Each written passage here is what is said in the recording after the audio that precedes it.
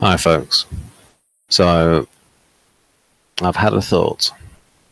So, if you think of all of the MBTI functions, and then if you think of the vulnerable function, they all sort of pass the test of the vulnerable function in terms of the way they are defined, except one function, and that's SI. So, if we go through them all, TE break. And so you can define TE, and then the theory would say, okay, those types which are FE auxiliary will be TE break. So ISFJ and INFJ, and that comes through that usually they are bad with money because they put too much, they put more, I think more about other people than money.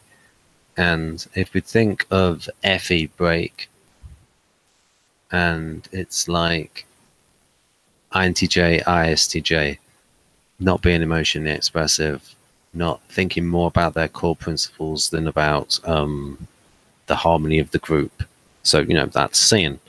And if we look at TI break in the ESFP and ENFP, and that can be seen as well, where they have a problem with something that's overly theoretical or overly TI or logical that goes against a principle. FI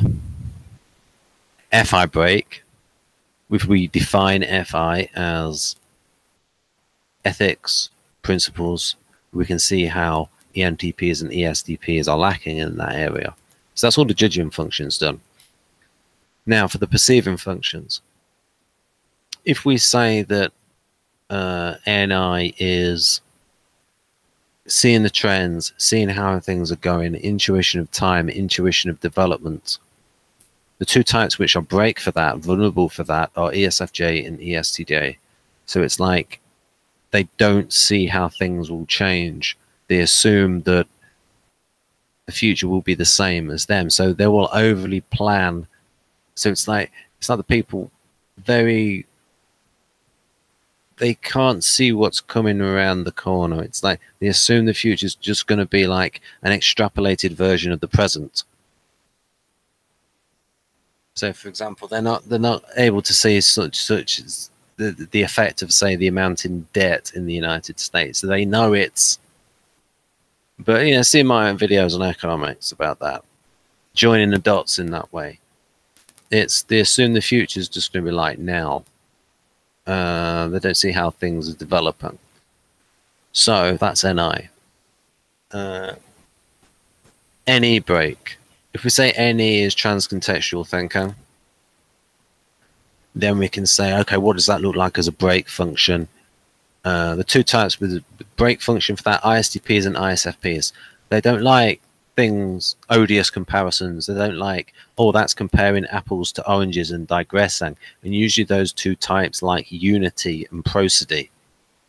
So if you think of ISFP in art, they would like everything to be unified. So more unity than variety.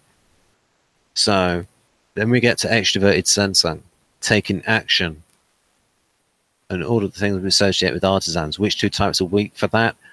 INFP, INTP. So you see there, it's all consistent. Now when we come to SI, the MBTI definition of SI, if we say the MBTI definition of SI is, oh, going by the book, going by procedure, the two types which are break for this, ENTJ and ENFJ, oh dear, it doesn't work.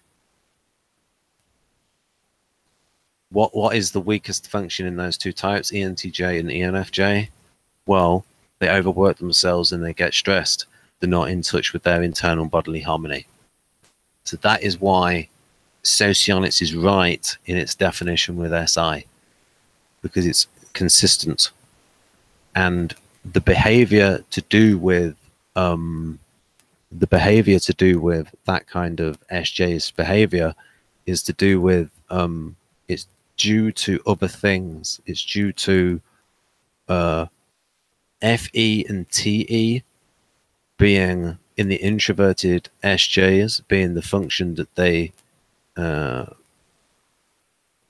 operating in the outside world and also in the extroverted SJs. And the thing that makes them is, and I've done another video on this, on NE, it's the lower level NE that makes them overgeneralize and want the generalization, whereas it's the NPs with a higher level NE that are making more of the generalizations. So it's lower level NE. So you can think about it like that.